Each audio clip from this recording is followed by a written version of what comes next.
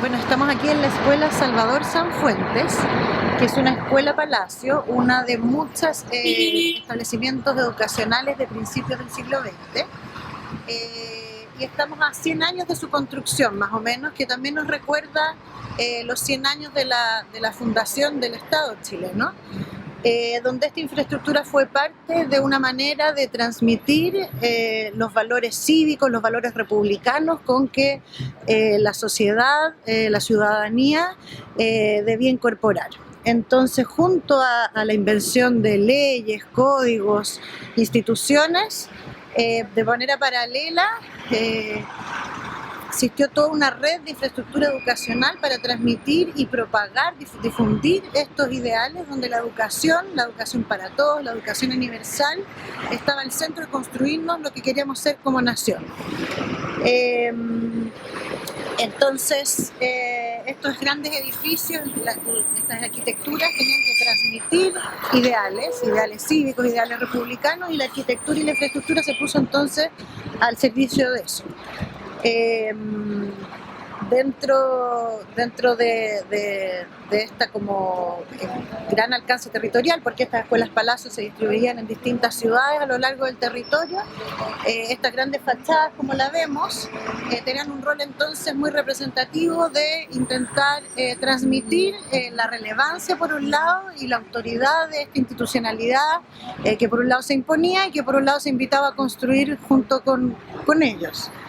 En general, en este minuto y por bien avanzado el siglo XX, la infraestructura educacional y por lo tanto su planta que veríamos, que sería esta vista del edificio, ¿no es cierto?, desde arriba, se compone por el aula como unidad constructiva, no solo material, es un aula repetida la que va construyendo el edificio, sino que también es la construcción retórica de lo que debía pasar ahí dentro. El aula era el lugar donde estos pequeños ciudadanos, niños, tenían que transformarse y adquirir estos valores democráticos, de conocimiento, de construcción de qué era lo chileno, ya que no existía. Y entonces la planta, vamos a ver una composición, un principio composicional donde se repite una pequeña unidad en línea, separada de la circulación como gran gesto principal de construcción en torno a patios, donde los patios también tenían que ver con esta vigilancia, con esta normalización, donde estos pequeños cuerpos dentro de sus sillas en el aula son administrados dentro de la habitación, pero también vigilados desde los patios, como una manera bien, como ha sido desarrollado, pero bien incluso carcelaria en ese sentido. O sea, hay una medida de control, de normalización que ocurre dentro de este edificio donde se moldean unos sujetos y unos ciudadanos ideales. Eso por la planta, que en el fondo se repite más o menos dependiendo de cada sitio disponible en las distintas ciudades, pero tenemos esta organización en torno a patios, un aula que se repite con este corredor. Y aquí es importante decir que el corredor es una invención como de esta misma época, la idea de tener un corredor donde todo lo que sale y entra, tú lo puedes mirar desde ese corredor.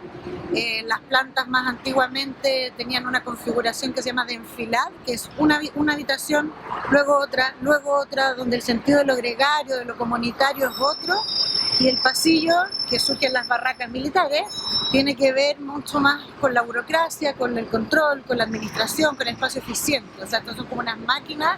de construcción de modelos ciudadanos. Donde también se empiezan a elaborar por tipologías. La tipología de este del edificio Palacio es una, después vendrán las escuelas alternadas, que es una escuela solo hombres, pero después tenemos la división por género en una simetría perfecta, donde el bloque de al medio es ese lugar de control y separación también. Después vamos a tener de manera más simple, más adelantado el siglo XX, cuando se intenta alfabetizar a toda la población, un solo pabellón autoconstruido con la comunidad. Vamos a ver distintas. Esta representa una que tiene que ver con los inicios de nuestra república, con una aspiración a mirar Europa. O sea, estos son modelos que replicaban institutos y centros de educación en Europa, como con una aspiración bien importante. O sea, este es un edificio que tiene una prestancia, además de la planta, que es cómo se administran los cuerpos en el espacio. La fachada es aquello que nos comunica con lo que está afuera. Por un lado, lo que incluye y excluye, dice esto es privado, esto es público, esto es un interior, un exterior, pero también es la capacidad de un edificio de comunicarse con su espacio urbano. Y esta misma simetría que vemos, con un poco la jerarquía al centro, pero luego siempre las dos ventanas para identificar un aula, ya que el corredor está hasta el centro del patio, también tiene que ver con demostrar esa relevancia urbana, cívica, ciudadana al resto del contexto. Que los arquitectos, cuando construyen edificios, sobre todo en esta época que tiene que ver con el inicio del siglo XX, el diseño tendía a ser en planta, porque si en siglos anteriores, periodos anteriores, la fachada tenía mucho más relevancia, al inicio del siglo XX y los grandes desafíos que se le imponen a la arquitectura con la migración campo-ciudad, con la creación de nuevas instituciones que tienen incluso que ver con el colegio, el hospital que tenemos acá al lado,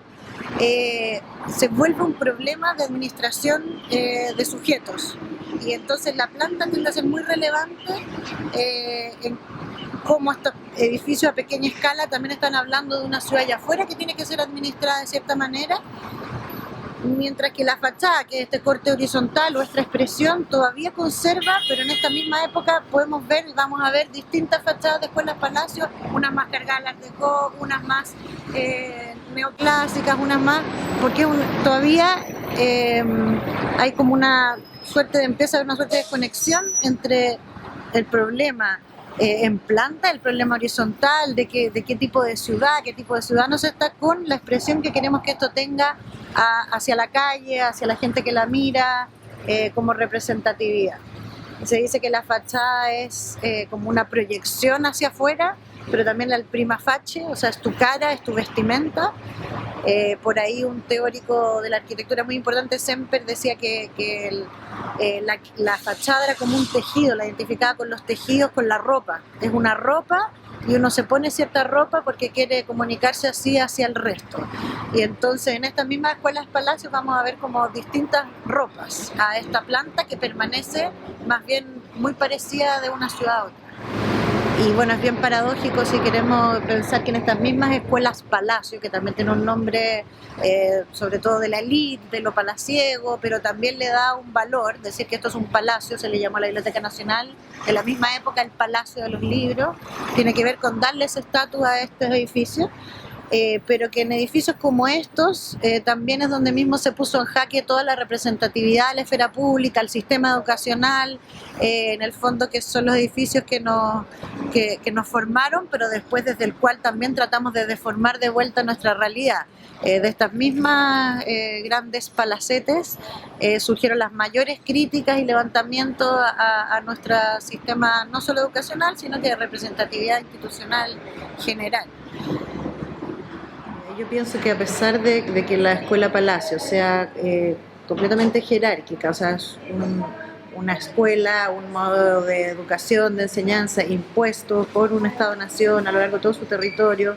con una estructura interior también muy jerarquizada del aula, donde está un profesor que tiene un estatus y estos alumnos con cuerpos pasivos y quietos en una sala verticalizada donde está un profesor adelante, que esta misma escuela palacio, que partió así, sea la que viaja a las escuelas rurales en este proyecto, que hoy día quizás representan la propia fractura a eso. O sea, son escuelas donde en general se trabaja en grupos multigrado, donde hay estudiantes de distintas edades, donde también por contexto no urbano, sino que la naturaleza que tienen alrededor, las actividades se realizan más afuera y no siempre en este interior cerrado con el allá afuera en la ventana, pero también la unidocencia, donde los propios conocimientos se cruzan y no está todo esto compartimentalizado, es como una suerte de resistencia a la escuela palacio original. Y estas escuelas rurales están dando muchas luces, no sé si en su arquitectura, pero sí en los modos en que han ido incurriendo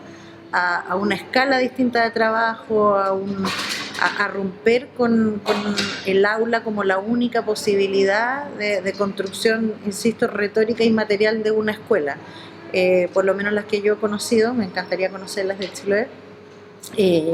También hay arquitecturas que están explorando otro tipo de espacios polivalentes, grandes espacios donde se pueden rearticular de distintas maneras, con rincones, donde la biblioteca está en el aula, donde los materiales están en el aula, donde están pudiendo desde quizás lo más recóndito que tenemos de nuestra geografía, devolverle al centro nuevas miradas de cómo pudiéramos repensar estas infraestructuras. Sobre todo que están vigentes, o sea, son edificios que a pesar de que estén poco mantenidos, todavía siguen siendo los grandes centros donde educamos a nuestra población. Y que requieren ser actualizados, remirados, y esta es una mirada posible a alterarlos. También estas escuelas palacios respondían a un momento en su construcción donde la educación universal y para todos era un hecho. Y en eso también la fractura que hemos visto a lo largo de las décadas del desmantelamiento de la educación pública también pone estos edificios en jaque versus la educación o subvencionada o privada definitivamente, que ha ido como absorbiendo la energía de estos centros y perdiendo alumnado, perdiendo vigencia, que también en lo que venga no está solo el tema como de la educación misma que se recibe en este edificio, sino que también la institucionalidad detrás, este Estado que apagaba sus luces en tu intervención, en que los edificios tienen instituciones detrás, y en esa retroalimentación es que tienen vida o no la tienen, no tienen una mala vida. Y lo que ha pasado aquí es que le han ido apagando la luz, le han ido apagando las luces de las letras, y requieren incluso en nuestra nueva constitución, ¿no es cierto? O sea, ¿cuál va a ser la institucionalidad que vuelva a mirar estos edificios, tanto los palacios como los que vinieron después? Como decía Ángela antes, como de la pequeña casa o de la casa rural al palacio, estos grandes palacios sí fueron esos lugares que articularon lo que la sociedad divide, o sea, lo que tiende a dividir en la escuela. Era un lugar donde la sociedad se reconocía y se construía a sí mismo, sin el otro como alguien que no se ve, sino que es parte de tu vida cotidiana. Y eso quizás también se rescata dentro de las escuelas rurales como un lugar de articulación con la comunidad, no solo para los estudiantes, que pudiera dar luces, como de 1920 al 2020, volver a ser un círculo de reactivación entre lo más lejos que tenemos y escondido hasta aquí en el centro, desde donde estas cosas se pensaron.